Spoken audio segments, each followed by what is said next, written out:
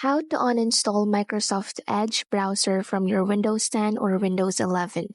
First, you have to check if you are allowed to uninstall it by going to Apps and Features and search Microsoft Edge.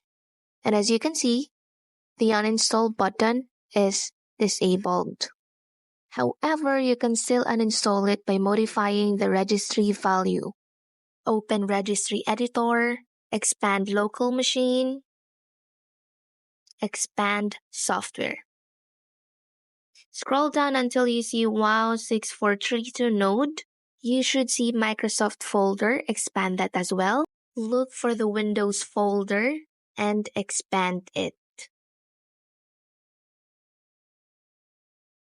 Look for the current version. Scroll down until you see Uninstall folder. Look for Microsoft Edge folder. And once you find it, click on it. Now from the right menu, look for No Remove Value. Open it and change this value from 1 to 0 so that you'll be able to uninstall Microsoft Edge. Tap OK. Now exit everything and go ahead and restart your computer. Once you're done restarting, you can now search again the apps and features and open it.